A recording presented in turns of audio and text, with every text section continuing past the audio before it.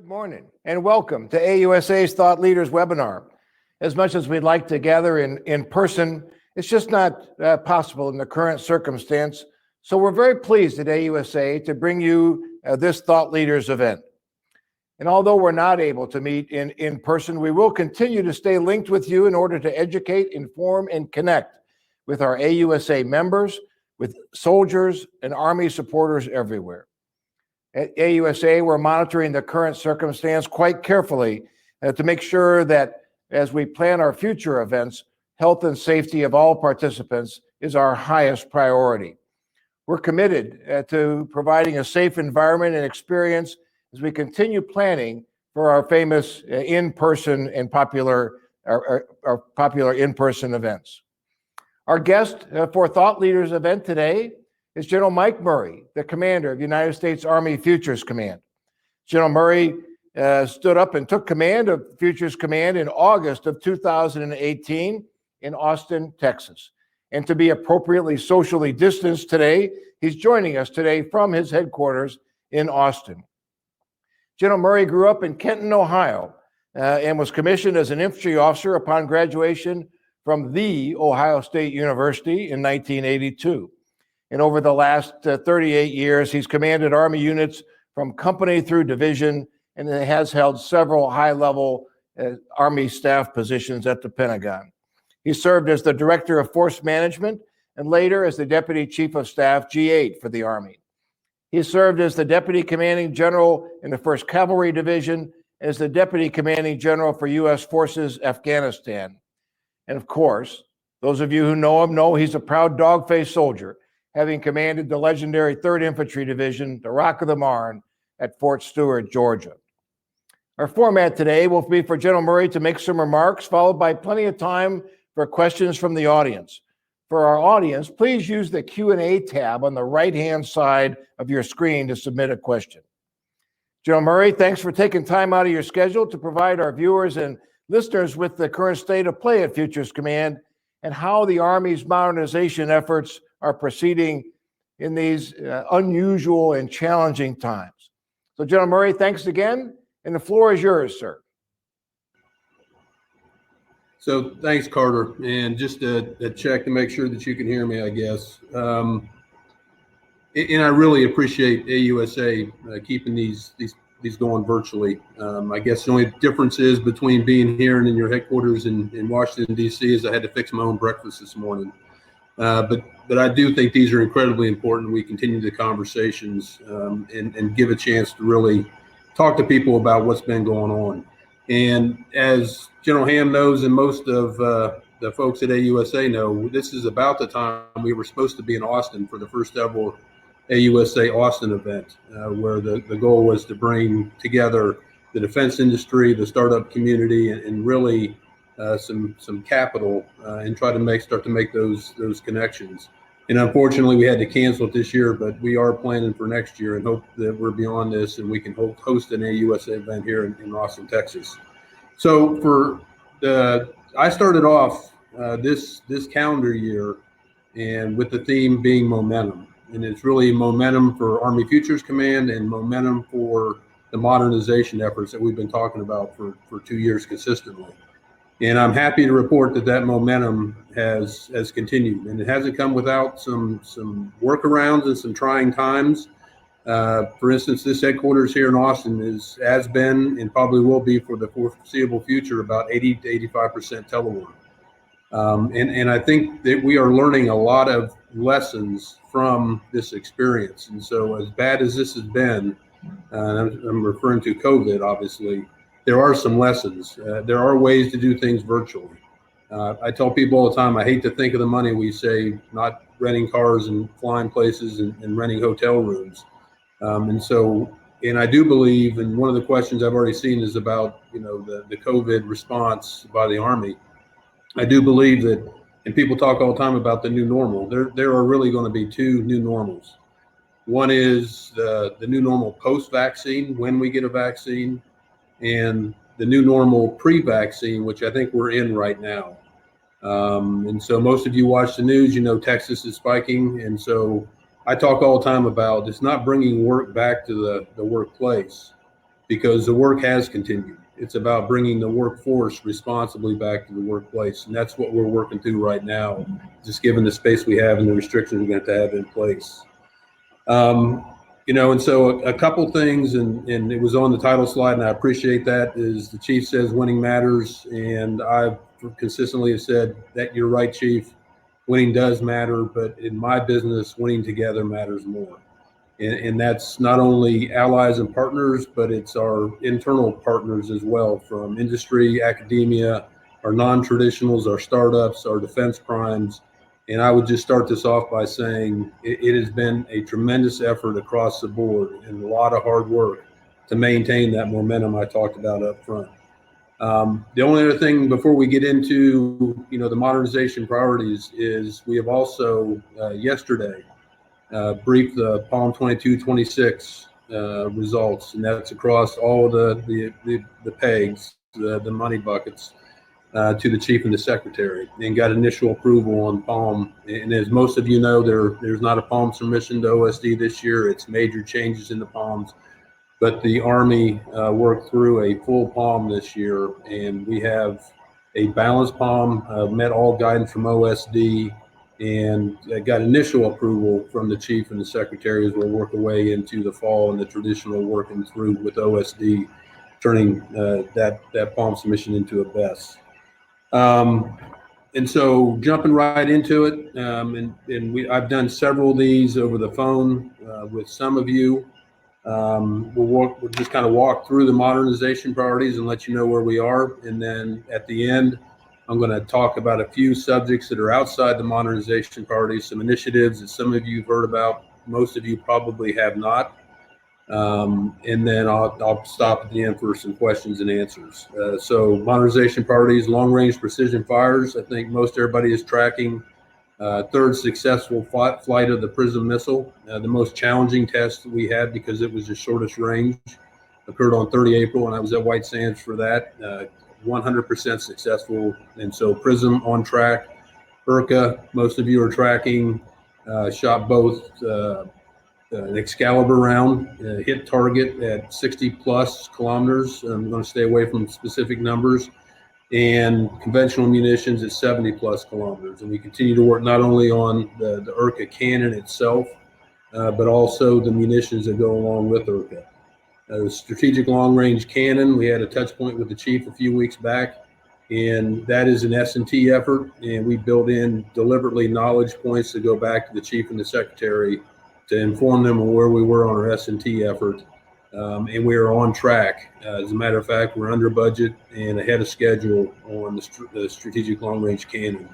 And then, of course, Neil Thorogood in the RCCTO, the Rapid Capabilities and Critical Technologies Office, as most of you are tracking, just at the very beginning of COVID in this country, successful test flight of a hypersonic missile, exceptionally successful.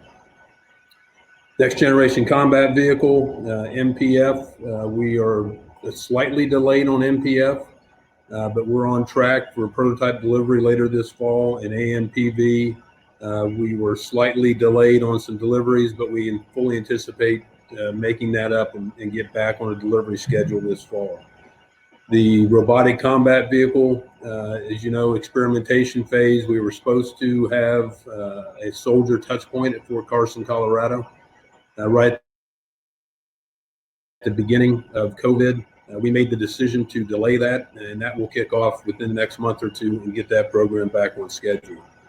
And then, as most of you are tracking, optionally manned fighting vehicle, better known as the Bradley replacement. We went through the restart before COVID, came out with characteristics. There has been continuous dialogue with industry on the OMFV, the next generation combat vehicle. And we're going to go through a pretty deliberate design phase before we start asking people to bend metal and invest large dollars and deliver prototypes. But the schedule that's out there, the conversations, all that is on track as we move forward. Future vertical lift, FARA on track. The future attack reconnaissance aircraft, keeping a very close eye on the ITEP engine. We're a couple weeks delayed on the ITEP engine, and the ITEP is closely tied to the FARA program. but so far we don't have much flexibility left in that schedule, but so far still on track.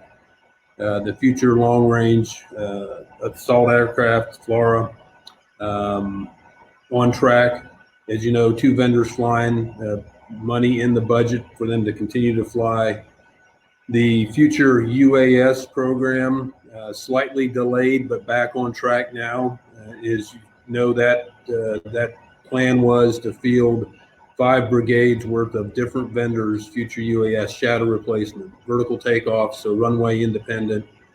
We've got 3 brigades fielded, 1 at Fort Campbell, 1 at Fort Riley, and the 1 at Fort Lewis, or JBLM, is beginning to field right now. And that, you know, the program will be informed by, and that's probably, for a long time, IVAS was the poster child, if you will, for soldier-informed design or soldier-centered design, and future UAS is doing the same thing. And that's one of the things that I would say that I'm very proud of, is I've been pushing getting soldiers involved early in the design process, so that we not only get them involved, but we listen to what they're telling us, and that is taking root throughout the Army. I'm very, very proud of that.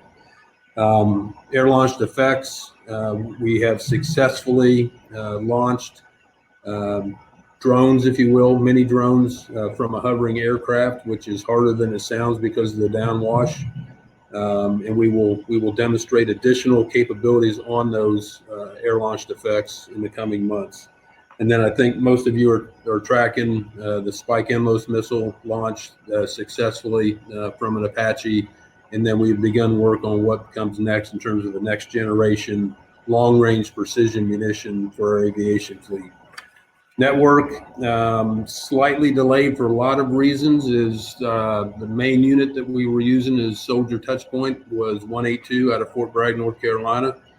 And if you go back to the 31st of December last year, you probably remember that was the unit that got deployed. And so that interrupted some of it. They came back to a COVID environment, so we couldn't get the touch point going again. But we have rescheduled that for later this fall with that unit. And for CAPESAT 21, ITN, HMS Manpack, 2 of the key components of that, we will actually probably get an operational test at the Joint Readiness Training Center at Fort Polk, Louisiana, which will be key in terms of a true operational test. And CAPESAT 21 is being locked down. Its hardware has been defined. Software will be defined very quickly and locked in.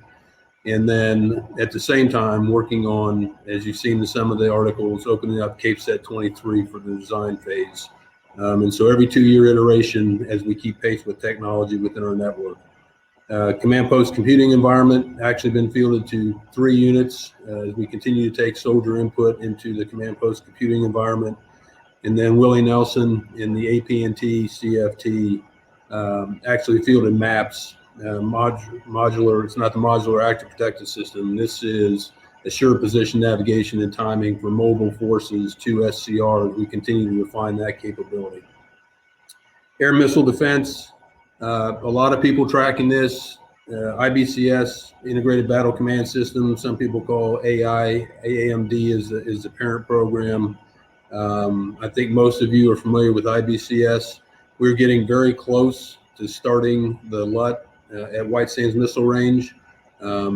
Keeping a very close eye on this program. I checked on it when I was at White Sands, and then just yesterday had a go no go brief with the program manager, the cross-functional team director, the Army Capability Manager, and the Army Test and Evaluation Command, and the White Sands Missile Range Commander. And we go through this weekly in terms of where we are on readiness to start the LUT. The good news is a few things we got to work through for the rest of the week, but right now it appears all systems are green for that LUT. Intermediate mobile SHORAD also being worked on down at White Sands Missile Range. I've been quoted a couple times. A bit of a delay based upon some software and integration issues.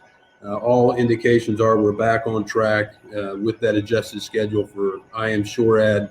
And as I've said on a lot of different programs, and I think Dr. Jetty said this a couple days ago, if you look at, to me, what the most important date is, the date we promised that we would have that capability in soldiers' hands.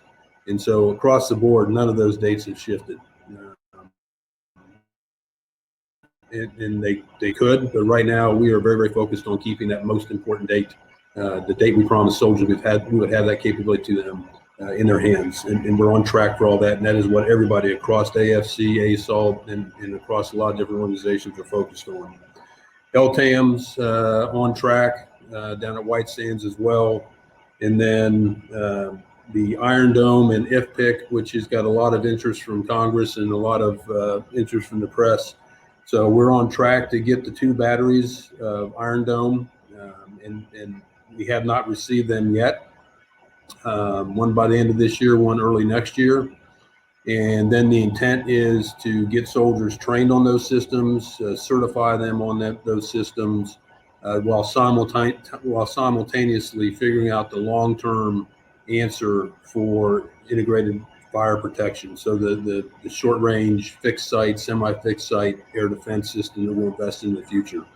Shoot off at White Sands Missile Range in 21, where all vendors are welcome to show us, most importantly, how their system can integrate into IBCS. Right now, we believe Iron Dome is a standalone system, and the future of air defense is integrated sensors and shooters across the board. And so IBCS becomes and that integration becomes a very important way forward for us.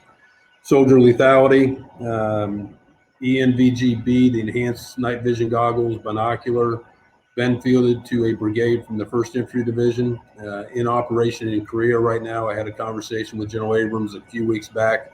They are gathering lessons learned and soldier input for us on that program.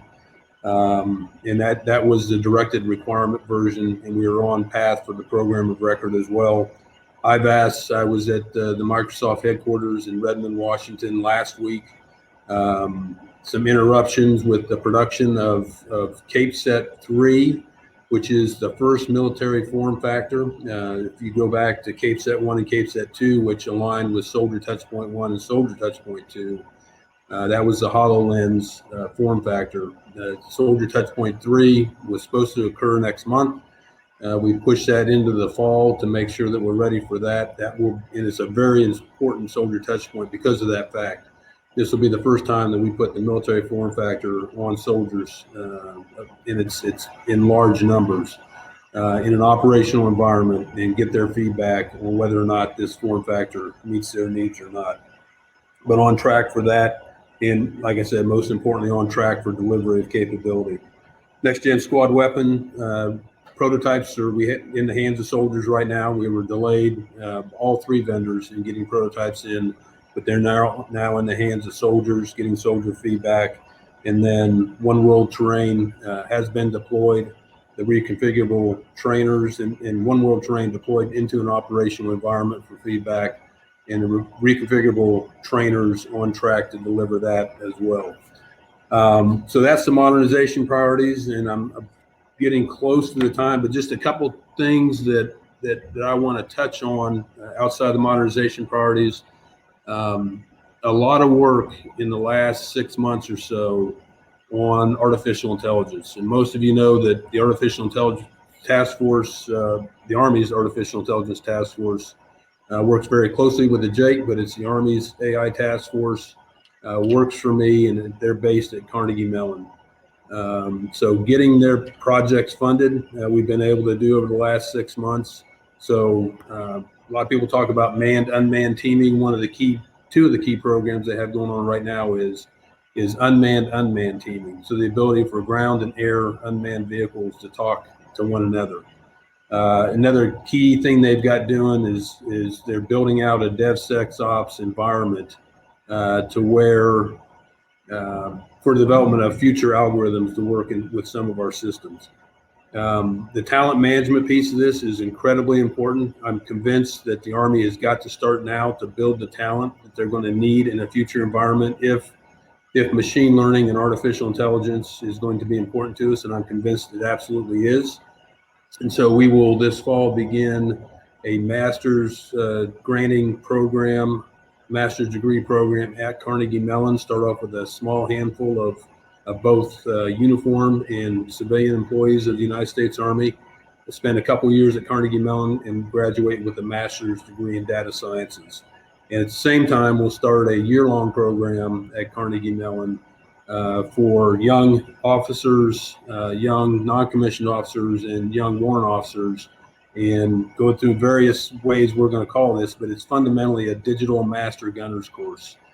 Because I'm convinced, like I said, we have got to get this talent identified, and I'm convinced we've got it in our formations. Get it trained to a certain level, and then get it back to the force so we start taking advantage of the data science piece of this. In addition to that, recently got approval from the Secretary of the Army to stand up a software factory. Very similar concept, but a different focus. This is going to be a 6 to probably 12-week basic software course that we will teach here in Austin. Spend time working with industry here in Austin, the tech industry, to sharpen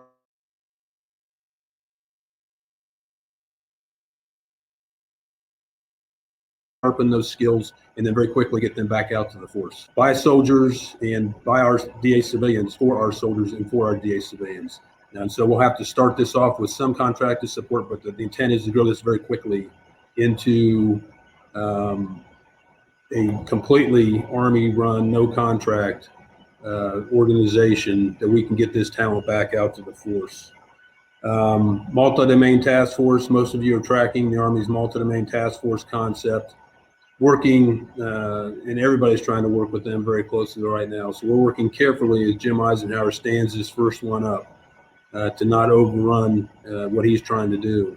But a lot of the things that we're working on I see as key to the capabilities that we promised when we deliver the multi-domain task force. And last but not least, I would just take a couple minutes to talk about a thing we're calling Project Convergence.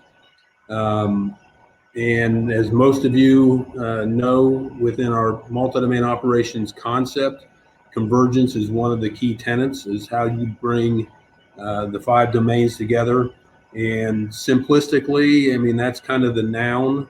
And what we're trying to do is take that noun and turn it into a verb in the deserts of the Southwest beginning this fall.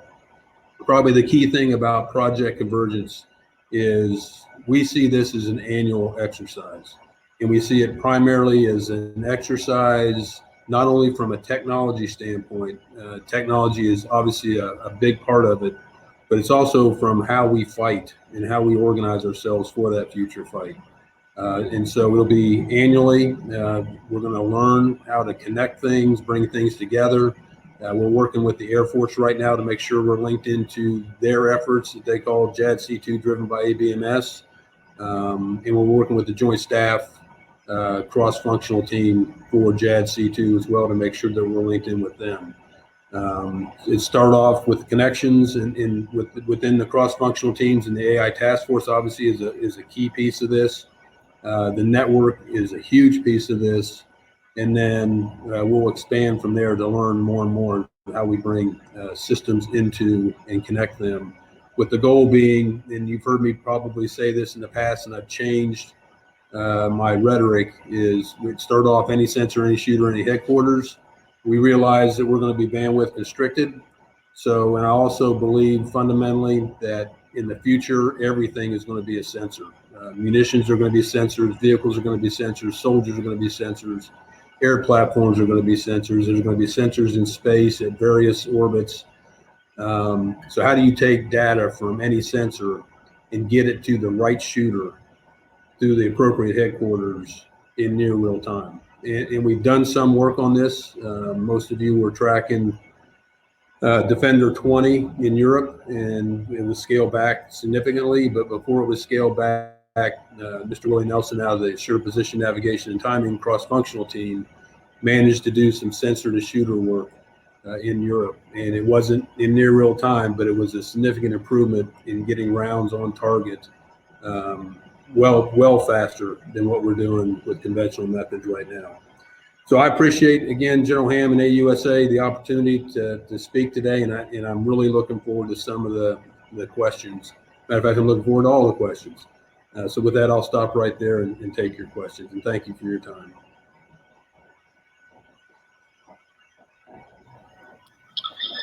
Sir, your first question, and you touched on this in your remarks. How has your mission been affected by the COVID-19 pandemic, particularly related to soldier touch points and our industry partners?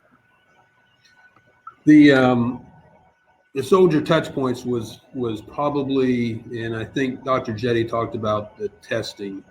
Those were probably the two most difficult things to work through, obviously because of the proximity.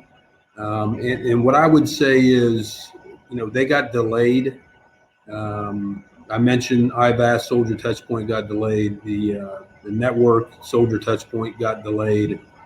Some of it because of health concerns, some of it because the Army's basically stopped training at large levels for a period of time.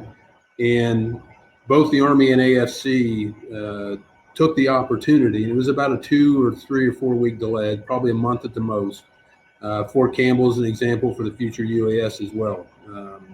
Brian Whiskey made the decision, the 101st Division Commander made the decision that he was going to delay it. And the unique thing about soldier touch points and testing is we don't do that on any of AFC's installations. And so the coordination between Forces Command and the units within Forces Command, Army Futures Command, the Test and Evaluation Command, the PEO PM community, TRADOC with the Army Capability Managers, it takes a tremendous amount of coordination to put these together. So we all took advantage, I think, of that pause to figure out how to do this safely. So, for instance, IBCS LUT, I mentioned that. Part of the go no go criteria is, do we have the conditions in place to do this in a COVID environment? The proper PPE, the proper sanitization, the proper testing. What's the trend in and around White Sands Missile Range? What's the test capability? What's the treat capability? And it's a very deliberate decision. And we've established things we call soft bubbles, medium bubbles, and hard bubbles. And those of you that have been in the Army before, or the old Army, remember MOP posture. It's the same concept. Is what conditions you need to put in place and what protection you need to provide, based upon a lot of factors that go into it. So I think we've adjusted pretty well. Did it have an impact? It had an impact, but like I said, the most important dates have stuck, and we'll figure out how to make up to the time as we go forward. Sir, related, some of the 34th century efforts may be at risk as the economy and budget reel from the COVID-19 pandemic. Can you forecast which are most at risk and why, and which are most secure?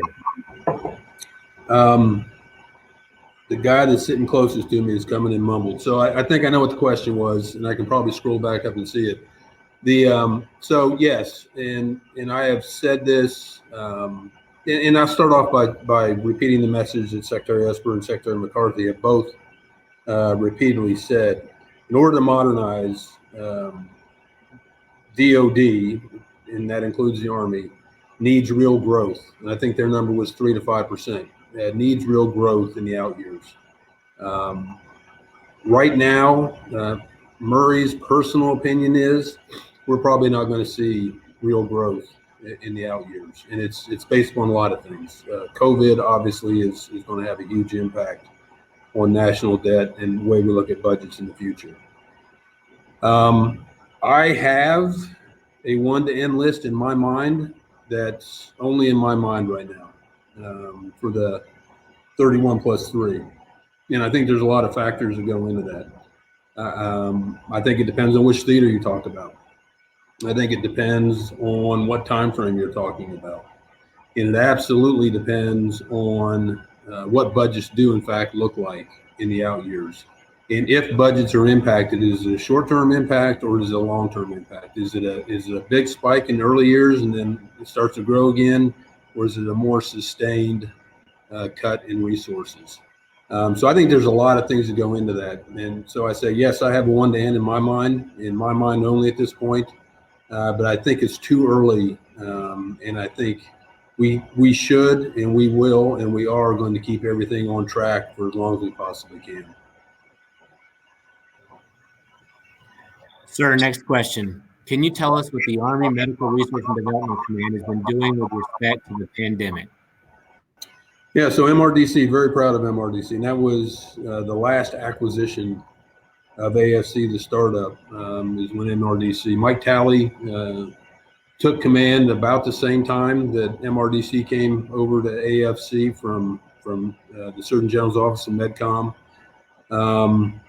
And we really very early on framed our effort in 3 lines of effort: to detect, in other words, testing; to treat through therapeutics; and then to prevent in terms of vaccine development. And so we have 3 key people that are on the White House task force that are, and we're in full support of Operation Warp Speed.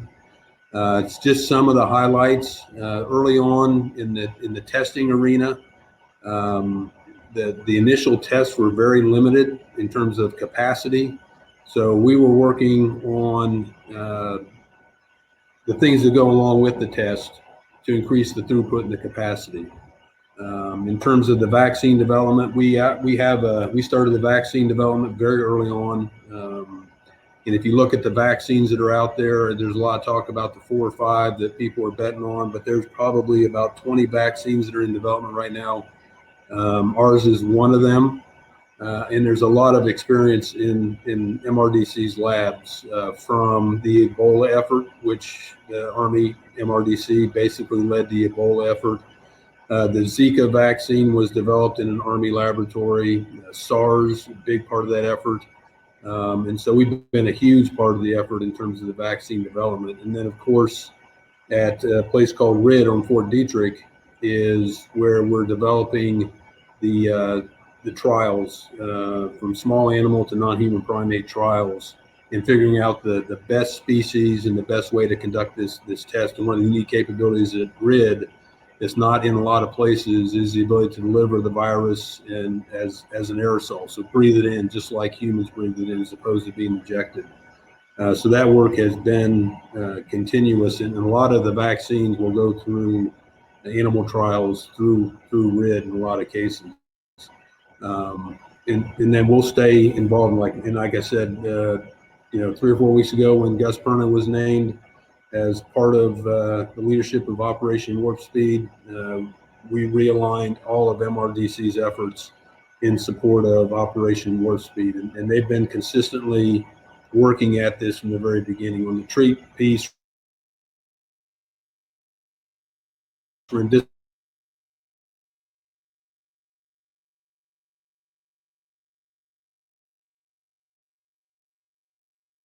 severe, which is a good level of success in what we're seeing from severe. Sir, next question. Is the Army expecting future ground vehicles run on battery power? How likely and when? Yeah, so I've told several people, and a lot of it was during my calls with industry over the last couple of months. I think eventually we have to get to a hybrid electric solution. And I've grown up most of my Army career in mechanized units, and what we do to get fuel forward, just even to me, is amazing sometimes. And so I don't see any time in the near future where we're going to be able to pull up to a charging station and just plug in and charge our vehicles in a very austere environment. But hybrid electric, I think we definitely have to get to. My only concern, and it's coming. And my only concerns are it's a different problem set talking about a hybrid electric car or light tactical wheeled vehicle in a hybrid electric tank, for instance, 80 tons versus 2 to 4 tons. And I worry not so much about the technology of hybrid electricity. I worry about the technology of the ability to store the energy that you're going to need without taking up crew space. Could we put a hybrid electric engine in a Bradley right now? Probably yes. But my caution is we can't take up crew space. And so how do you store the energy you're generating becomes my concern. And when that's coming, I don't think we're going to see it. And then once again, the Army is a huge organization, so it's going to be over time. It's not going to happen overnight. But I think we start in our lighter tactical wheel vehicles is the right place to start. I think that's very possible in the next 5 to 6 years, if not sooner. But when you start getting the class of vehicle like an 80-ton Abrams, I think that's a ways out. Sir, next question related to AI task force. Is the AI task force devoting any time to AI defense, disrupting enemy AI systems to protect friendly forces? Term sometimes known as adversary machine learning. So no, not yet. And you got to remember the AI task force is younger than AFC, so it's probably, I don't know, just a little over a year old. Matter of fact, I know exactly. We stood that up in December of 18. I was at Carnegie Mellon with Secretary Esper to do that. And you know, like a lot of things, and most of you understand the way Defense Department budgets work, is, you know, 21 is really the first year the AI task force will have appropriated funds, because the budgets are built 2 years in advance. I mean, this is the first year AFC has had its own budget. And so a lot of it's getting efforts off the road and really getting the team built. And it's not a very big team. I don't know the exact number, but it's under 15. And we're starting to work through building that capability out up there. Now, what you're talking about, though, is very important, and not only from a attack standpoint, but I would also highlight, you know, we're going to start working on how do we defend our algorithms, and really it's how do we defend the training data that we're using for our algorithms. And most people know this, but AI is not a magical solution either. Training data. I mean, if you don't have the training data to train your algorithms, you don't have machine learning or artificial intelligence. And so one of the first efforts they started on was gathering the training data we need to begin to train the algorithms that we're using. And if you're talking about, one of the first efforts was an automated threat recognition algorithm. So you can pick out a T-72 from an M1, from a Chieftain, from a Challenger, from whatever combat vehicle you're talking about. The training data didn't exist. If you're training an algorithm to recognize cats, you can get on the internet and pull up hundreds of thousands of pictures of cats. You can't do that for a T-72. You can get a bunch of pictures, but are they from the right angles, from the lighting conditions, from vehicles sitting in camouflage, the vehicle sitting in open desert? And so a big effort is gathering the training data, the training sets we'll need to train future algorithms. Sir, next question. What keeps you up at night regarding key sustainment enablers, transport, recovery, bridging, fuel, ammo, etc.? None of these enablers are part of the 31+3, and part of the larger approximately 700 programs. Are these at risk for limited funding? So initially, and I love that question, what keeps me up at night. So I tell people all the time, I sleep like a baby. I wake up screaming every 2 hours. I think this, and it's pre-decisional because it's still in Palm, and we actually started this effort last year. So some of this is public knowledge. Is we really, yes, there's 31+3, and yes, there's 6 modernization priorities, and yes, we took some risks early on in the deep dives to fund those modernization priorities. Starting last year and really continued this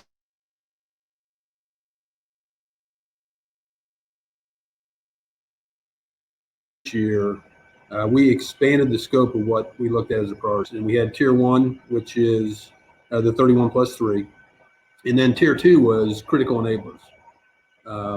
And I tell people all the time is we can come up with, the most impressive next generation combat vehicle in the world. And if you can't get fuel to it, then you're wasting your time. And so we made some investments in some fuel systems. And part of this was the work of Mike Lundy up at CAC when we started looking at large scale ground contingent or combat operations and some of the, I think it was 31 gaps that they identified up at the Combined Arms Center. And then we pulled that list down to 18 key critical enablers that are getting funded.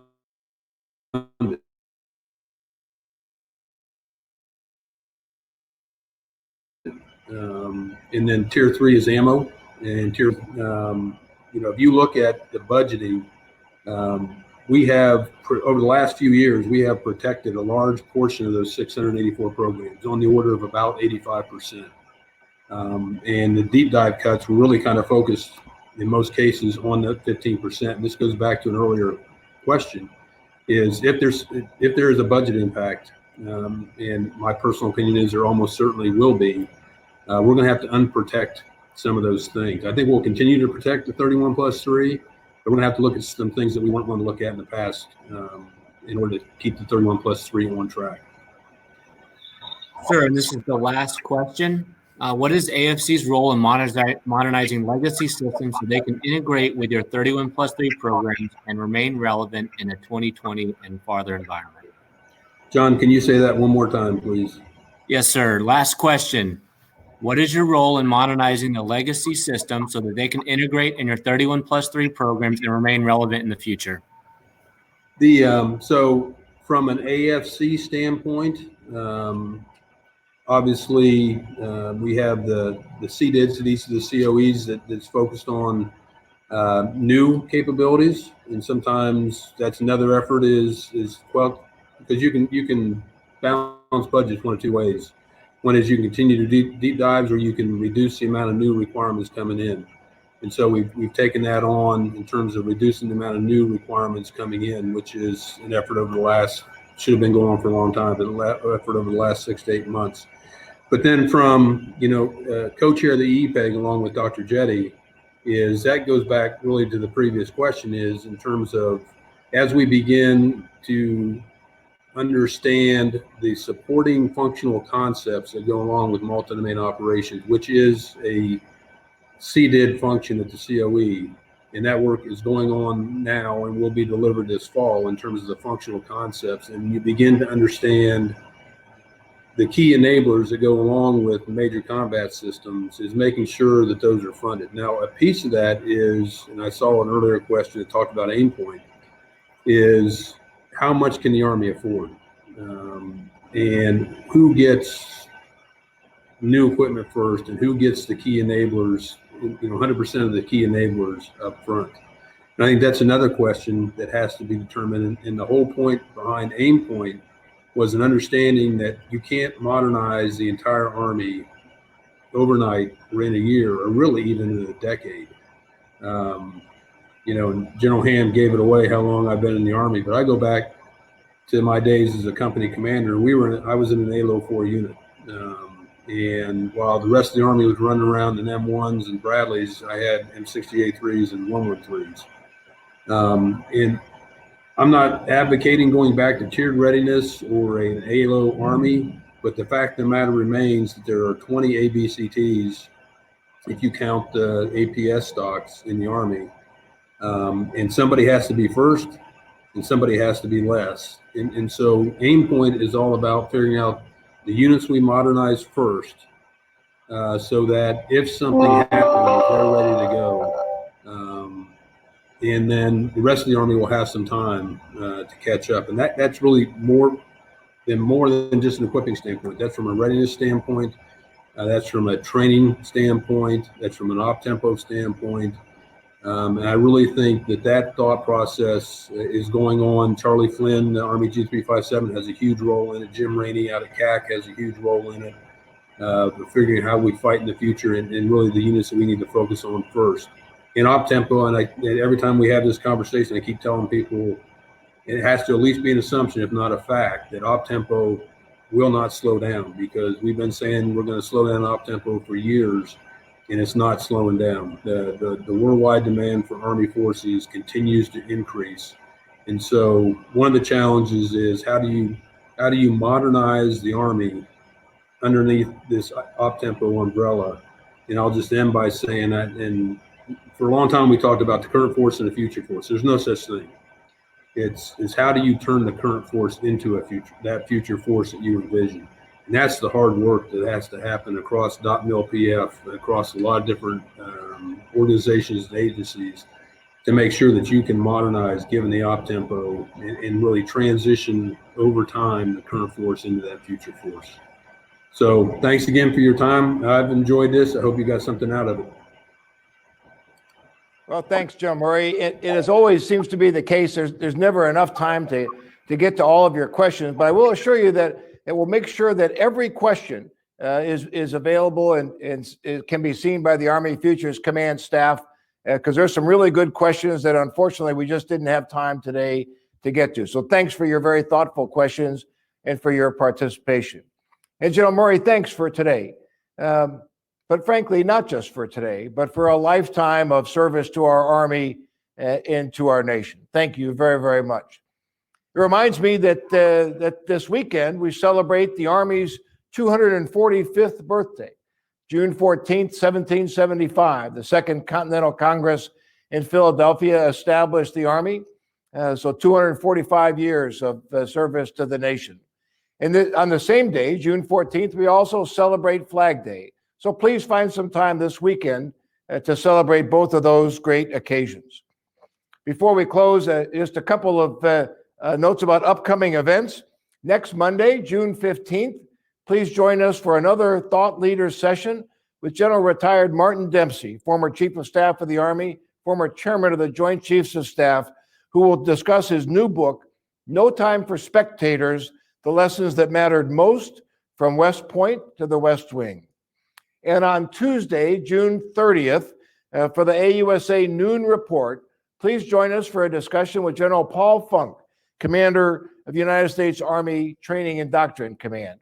For more information on these events and many others, just go to the AUSA website, ausa.org, to get more information and to register.